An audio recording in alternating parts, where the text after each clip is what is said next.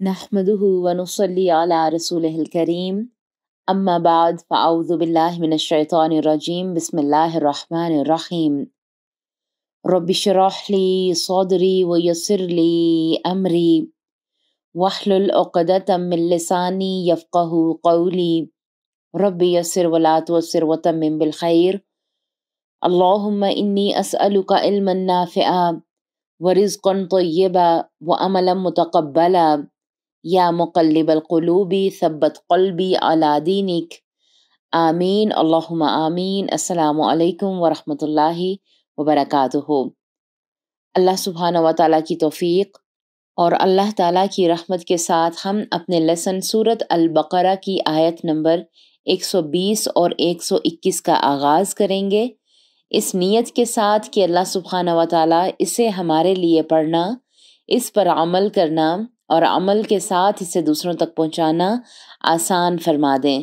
اللہ سبحانہ و تعالیٰ ہماری کوششوں کو، ہماری محنتوں کو ہم سے قبول فرمائیں اور اس کام کو ہمارے لیے، ہمارے والدین کے لیے اور ہمارے اساتذہ کرام کے لیے اور سب سے بڑھ کے ہماری آخرت کے لیے بہترین صدقہ جاریہ بنا دیں، آمین۔ اپنے لیسن کو آغاز کرنے سے پہلے ہم سب سے پہلے جائزہ لے لیتے ہیں کہ ہم نے اپنے پچھلے لیسن میں کیا پڑھا تھا۔ ہم نے آیت نمبر 119 میں پڑھا تھا کہ اللہ سبحانہ و تعالیٰ نے بتایا تھا کہ یقیناً ہم نے آپ کو حق کے ساتھ خوشخبری سنانے والا اور ڈرانے والا بنا کر بھیجا ہے اور آپ سے اہل دوزخ کے بارے میں سوال نہیں پوچھا جائے گا۔ ہم نے وہاں پر ان چیزوں کے بارے میں وضاحت بھی کی تھی، ہماری بات ہوئی تھی بالحق کی کہ یعنی کہ حق کیا ہے، اور انا ارسلنا پر بھی بات ہوئی تھی اور بشیرا و نذیرا پہ بھی بات ہوئی تھی کہ وہ کون ہوتے ہیں، اور اللہ سبحانہ و تعالیٰ نے اس آیت میں ہمیں کیا غور و فکر کی دعوت دی ہے۔ ان تمام باتوں کے بعد اب ہم آیت نمبر 120 اور 121 کی طرف آتے ہیں، اور یہ بات یاد رکھیں کہ الحمدللہ ثم الحمدللہ یہاں پر ہمارا رکوع مکمل ہو رہا ہے اور ہم اپنے رکوع کا اختتام بھی دیکھیں گے۔ تو چلیں آیت دیکھ لیتے ہیں، پھر اس کے بعد ترجمہ، اور ترجمے کے بعد انشاءاللہ ہم اس کے مختصر تفسیر اور تزکیہ پر بات کرتے ہیں۔ اعوذ باللہ من الشیطان الرجیم، بسم اللہ الرحمن الرحیم۔ وَلَن تَرْضَىٰ عَنكَ الْيَهُودُ وَلَا النَّصَارَىٰ حَتَّىٰ تَتَّبِعَ مِلَّتَهُمْ قُلْ إِنَّ هُدَى اللَّهِ هُوَ الْهُدَىٰ وَلَئِنِ اتَّبَعْتَ أَهْوَاءَهُم بَعْدَ الَّذِي جَاءَكَ مِنَ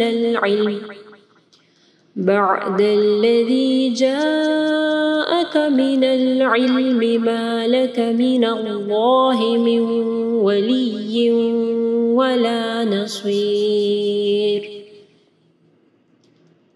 الَّذِينَ آتَيْنَاهُمُ الْكِتَابَ يَتْلُونَهُ حَقَّ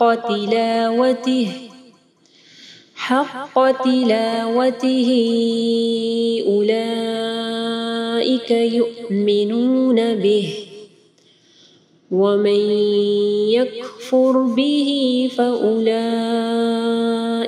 هُمُ الْخَاسِرُونَ۔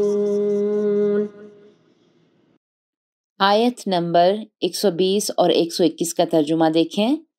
اللہ سبحانہ و تعالیٰ فرما رہے ہیں، اور تجھ سے یہودی ہرگز راضی نہ ہوں گے اور نہ نصارہ، یہاں تک کہ تو ان کی ملت کی پیروی کرے۔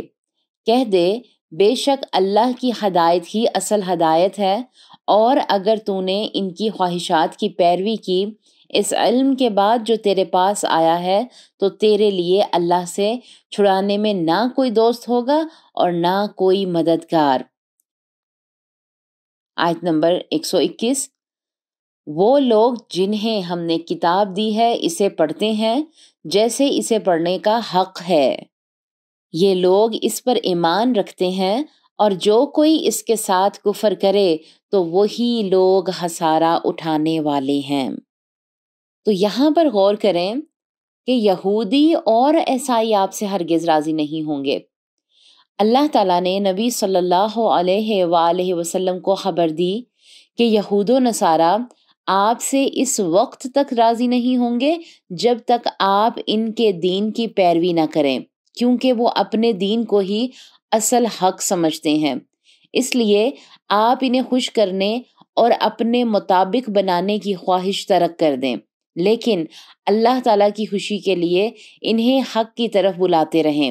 یہ آیت اس بات کی دلیل ہے کہ یہود و نصارہ کے پاس ہدایت نہیں بلکہ ہوائے نفس ہے، اور دوسروں کو اس کی طرف بلاتے ہیں، اور اس میں امت اسلامیہ کے لیے شدید وعید ہے کہ اگر قرآن و سنت کا علم آ جانے کے بعد یہود و نصارہ کی راہ اپنائیں گے تو اللہ تعالیٰ کے عذاب سے انہیں کوئی نہیں بچا سکتا۔ سوال پیدا ہوتا ہے کہ یہود اور عیسائی مسلمانوں سے راضی کیوں نہیں ہو سکتے؟ یہود اور عیسائی مسلمانوں سے سب سے پہلی بات حسد کرتے ہیں، اور انسان جس سے حسد کرتا ہے اس سے آخر کیسے راضی ہو سکتا ہے؟ پھر ایک اور سوال کہ وہ کون سی واحد صورت ہے جس میں یہود و نصارہ راضی ہو سکتے ہیں؟ تو لکھیں، یہود و عیسائی مسلمانوں سے راضی ہونے کے لیے صرف ایک قیمت مانگتے ہیں کہ مسلمان ان کے ملت کی پیروی کریں۔ کیا آج کے دور میں یہود و نصارہ کو راضی کرنے کی کوششیں کی جا رہی ہیں؟ تو آج کے دور میں بھی یہود و نصارہ کو راضی کرنے کی کوششیں کی جا رہی ہیں، کہیں دین کا نیا ایڈیشن نکال کر اور کہیں ان کی شرائط کے مطابق چل کر۔ اللہ تعالیٰ کیا فرما رہے ہیں؟ قل، آپ کہہ دیجئے کہ یقیناً حقیقی ہدایت تو اللہ تعالیٰ کی ہدایت ہے۔ سب سے پہلے دل سے دعا بھی کریں اور اپنے دل سے سوال بھی کریں کہ کیا میں نے اللہ سبحانہ و تعالیٰ کی اس ہدایت پر جو ہم سورۃ الفاتحہ میں اللہ تعالیٰ سے اہدنا الصراط المستقیم کی صورت میں دعا میں مانگ کر آئے ہیں، اس پر ہم نے ابھی تک غور و فکر کیا ہے یا نہیں؟ یہاں پر دیکھیں کہ مراد اللہ تعالیٰ کا صحیح، سچا اور سیدھا دین ہے کہ جس کے ساتھ نبی صلی اللہ علیہ وآلہ وسلم کو مابعوث کیا گیا۔ اللہ رب العزت نے فرمایا، اور جو شخص اسلام کے علاوہ اور دین تلاش کرے گا تو اس سے وہ ہرگز قبول نہ کیا جائے گا۔ سورۃ آل عمران آیت نمبر 85۔ یہاں ہدایت سے وہ انداز حجت مراد ہے جو آپ صلی اللہ علیہ وآلہ وسلم اور آپ صلی اللہ علیہ وسلم کے صحابہ کو سکھایا گیا، جس سے وہ گمراہ فرقوں کو جواب دیتے تھے۔ اور هو الہدا، وہی دین ہے جس پر ہمارے نبی صلی اللہ علیہ وآلہ وسلم چلے، اور جس پر یہود و نصارہ چل رہے ہیں وہ صرف خواہشات کا دین ہے۔ اس لیے اللہ رب العزت نے ان کی خواہشات اختیار کرنے سے ہمیں روکا ہے، اور یقیناً اگر اس علم کے بعد آپ کے پاس جو آ چکا آپ نے ان کی خواہشات کی پیروی کی تو اللہ تعالیٰ سے آپ کو بچانے والا کوئی دوست نہ ہوگا۔ اس کی وضاحت کیا ہے؟ اس آیت میں نبی صلی اللہ علیہ وآلہ وسلم سے خطاب ہے جس میں آپ کی امت بھی داخل ہے۔ یہ مجھ سے اور آپ سے بھی کہا جا رہا ہے کہ اگر آپ نے ان کی خواہشات کی اتباع کی تو آپ کا کوئی ولی نہ ہوگا جو آپ کو فائدہ پہنچائے، جو آپ کو اللہ تعالیٰ کی سزا سے بچائے۔ پھر یہاں پر دوسری بات کہ کوئی بھی آدمی اگر کسی انسان کی مرضی یا رائے کو مقدم کرنے کے لیے قرآن اور رسول اللہ کی سنت کو نظر انداز کر دیتا ہے تو وہ اس آیت کے ضمن میں آئے گا، اور اس آیت میں موجود تہدید و وعید اس کو شامل ہوگی۔ سیدنا ابو ہریرہ رضی اللہ تعالیٰ عنہما رسول اللہ صلی اللہ علیہ وآلہ وسلم سے روایت کرتے ہیں، انہوں نے فرمایا، اس ذات کی قسم جس کے ہاتھ میں میری جان ہے کہ اس امت کا کوئی بھی یہودی ہو یا عیسائی میری بات سنے، شریعت جس کے ساتھ میں بھیجا گیا ہوں یعنی اسلام، اور وہ اس پر ایمان نہ لائے گا تو اس کا ٹھکانہ جہنم والوں میں ہوگا۔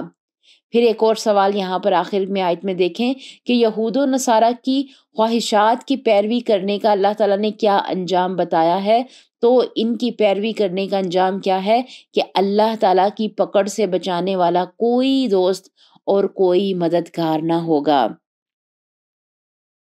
آگے آیت نمبر 121 دیکھیں کہ اللہ تعالیٰ فرما رہے ہیں کہ جن لوگوں کو ہم نے کتاب دی وہ اسے پڑھتے ہیں جیسا کہ اسے پڑھنے کا حق ہے، وہی لوگ اس پر ایمان رکھتے ہیں، اور جو اس کے ساتھ کفر کرتا ہے تو وہی لوگ خسارہ اٹھانے والے ہیں۔ یعنی جن لوگوں کو، یہاں پر دیکھیں کہ اللہ تعالیٰ نے آگاہ فرمایا کہ جن لوگوں کو ہم نے کتاب دی ہے، یہاں پر مراد اہل کتاب کے صالحہ لوگ ہیں، وہ اسے پڑھتے ہیں جیسا کہ اسے پڑھنے کا حق ہے، وہ اس قرآن کی اتباع کرتے ہیں جیسا کہ پیروی کرنے کا حق ہے۔ یہاں تلاوت سے مراد اتباع ہے، وہ اللہ تعالیٰ کے حلال ٹھہرائے ہوئے کاموں اور اس کے حرام ٹھہرائے ہوئے کاموں کو حرام سمجھتے ہیں۔ سیدنا حذیفہ رضی اللہ تعالیٰ عنہما بیان کرتے ہیں کہ رسول اللہ صلی اللہ علیہ وآلہ وسلم کا جب آیت رحمت سے گزر ہوتا تو اللہ تعالیٰ سے رحمت کا سوال کرتے، اور جب آیت عذاب کی تلاوت کرتے تو اللہ تعالیٰ کے عذاب سے پناہ مانگتے۔ مسند احمد 23629 اور مسلم میں اس کا حوالہ ملتا ہے۔ سیدنا عمر رضی اللہ تعالیٰ عنہما فرماتے ہیں کہ حق کا تلاوت یہ ہے کہ جنت کے ذکر کے وقت جنت کا سوال کیا جائے اور جہنم کے ذکر کے وقت اس سے پناہ مانگی جائے۔ اس کے علاوہ تلاوت کا حق یہ بھی ہے کہ قرآن مجید کے حلال کو حلال اور حرام کو حرام سمجھا جائے، جس طرح اترا ہے اسی طرح پڑھا جائے اور اس میں رد و بدل نہ کیا جائے، محکم آیات پر عمل کیا جائے، متشابہات پر ایمان لایا جائے۔ تلاوت کے معنی پیروی کے بھی آتے ہیں۔ تلاوت کا حق تب ادا ہوتا ہے جب اس کتاب کی پیروی کا حق ادا کیا جائے۔ قرآن مجید کی پیروی انسان کو جنت کے باغوں میں لے جائے گی۔ اب دیکھیں اس آیت میں کیا ہے کہ اولئک یؤمنون بہ، اس کی وضاحت کیا ہے کہ یہی لوگ کتاب پر ایمان لاتے ہیں جو تمام رسولوں پر ایمان رکھتے ہیں اور رسولوں کے درمیان فرق نہیں کرتے۔ رسول اللہ صلی اللہ علیہ وآلہ وسلم نے فرمایا، جب بھی کچھ لوگ اللہ تعالیٰ کے گھروں میں سے کسی گھر یعنی مسجد میں اکٹھے ہو کر اللہ تعالیٰ کی کتاب کی تلاوت کرتے ہیں اور اسے ایک دوسرے کو پڑھاتے ہیں تو ان پر سکینت نازل ہوتی ہے اور رحمت الہی انہیں اپنی آغوش میں لے لیتی ہے، اور فرشتے ان پر سایہ فگن ہوتے ہیں، اور اللہ تعالیٰ ان کا تذکرہ اپنے پاس محلوق میں کرتا ہے۔ سبحان اللہ۔ سب سے پہلے تو دل سے اللہ تعالیٰ کے ساتھ جو ہے ایک رشتہ اپنا محسوس کریں کہ ہم بھی تو قرآن پڑھ رہے ہیں، تو کیا ہمارے اوپر نہیں اللہ تعالیٰ کی رحمتیں نازل ہو رہی؟ سبحان اللہ۔ جب بھی قرآن کو پڑھیں، جب بھی قرآن کو سنیں تو غور و فکر ساتھ ساتھ کیا کریں کہ کیا واقعہ میں اللہ سبحانہ و تعالیٰ مجھے دیکھ رہے ہیں، اور واقعہ میں اللہ تعالیٰ ہمیں دیکھ رہے ہیں۔ قرآن مجید کی اتباع کرنے والا جنت کے باغیچوں میں اترنے والا ہے، اور یہ کوئی عام سی جگہ نہیں ہے۔ اور کتاب اللہ کے ساتھ کفر کا کیا مطلب ہے؟ تو اللہ تعالیٰ کی کتاب کے ساتھ کفر کا مطلب ہے کہ کتاب اللہ کے احکامات کو ماننے اور ان پر عمل پیرا ہونے سے انکار کر دینا۔ اس لیے ہم نے کسی بھی آیات پر بحث اور کچھ ایسا نہیں بولنا کہ جس کی وجہ سے اللہ تعالیٰ ہم سے ناراض ہو جائیں۔ پھر آگے اللہ تعالیٰ کیا فرما رہے ہیں آیت کے آخر میں، اور جو اس کے ساتھ کفر کرتا ہے تو وہی لوگ خسارہ اٹھانے والے ہیں، یعنی اور جو اس کے ساتھ کفر کا رویہ اختیار کرے گا، اس سے انکار کرے گا، بحثیں کرے گا، لڑائی کی وجہ بنائے گا، وہ خسارہ پانے والے ہیں۔ اس سے مراد یہ ہے کہ جو اہل کتاب نبی صلی اللہ علیہ وسلم پر ایمان نہیں لائیں گے وہ جہنم میں جائیں گے۔ یہاں پر غور کریں دونوں آیات پر کہ پہلی آیت نمبر 20 میں کیا کہا گیا، دعوت دی گئی، ٹھیک ہے، لیکن اللہ تعالیٰ نے ہمیں کیا بتایا کہ یہ ہم سے کبھی خوش نہیں ہوں گے، یعنی ہم ان کو خوش کرنے کی جتنی مرضی کوششیں کر لیں یہ خوش ہونے والے نہیں ہیں، چاہے ہم ان کے جیسے لباس پہن لیں، چاہے ہم ان کے فیسٹیول منائیں، ان کے ساتھ کھائیں پئیں، ان کے ساتھ گھومیں پھریں، ہم کچھ بھی کر لیں لیکن یہ خوش ہونے والے نہیں ہیں۔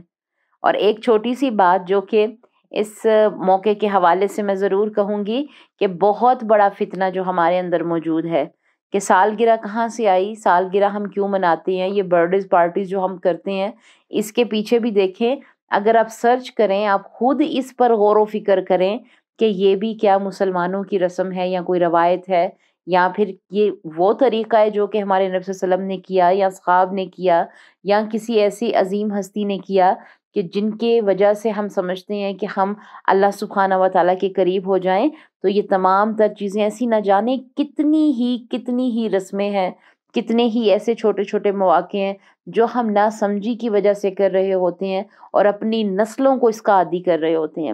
کبھی آپ غور کریں اس پر، اور انشاءاللہ اس پر بات ضرور ہوگی۔ کیونکہ یہ ایک ایسا فتنہ ہے جو کہ آج ہم امت مسلمہ میں بھی موجود ہے۔ تو کیا ہم یہ جو کچھ کر لیں، ان کے طریقوں کو اپنا رہے ہیں، تو کیا وہ ہم سے خوش ہوتے ہیں؟ کبھی بھی نہیں۔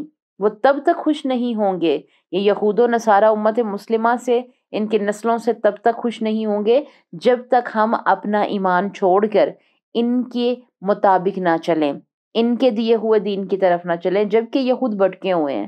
اللہ تعالیٰ سے دعا ہے کہ اللہ تعالیٰ ہمیں آیات کی ان روشنی میں غور و فکر کرنے والا اور عمل کرنے والا بنائے، اور ہمیں بہترین طریقے سے قرآن کو سمجھنے والا اور اس پر عمل کرنے والا بنائے۔ آمین۔ سبحان ربک رب العزت عما یصفون وسلام علی المرسلین والحمد للہ رب العالمین۔ السلام علیکم ورحمۃ اللہ وبرکاتہ۔ وہ تمام ہمارے پیارے سسٹرز جنہوں نے ابھی تک ہمارے چینل کو سبسکرائب نہیں کیا ہے، وہ ہمارے چینل کو سبسکرائب ضرور کر دیں۔ کمنٹ باکس میں جا کر ہمیں اپنی رائے کا اظہار ضرور کیا کریں۔ اس سے کیا ہوتا ہے کہ ہماری پیچھے جتنی بھی ٹیم ہوتی ہے اس کو بہت خوشی ہوتی ہے، کام کرنے میں آسانی ہوتی ہے، اور اس سے ہم خود بھی موٹیویٹ ہوتے ہیں کام کو لے کے، چیزوں کو لے کے۔ اللہ تعالیٰ آپ سب کو جزائے خیر عطا فرمائے۔ آمین۔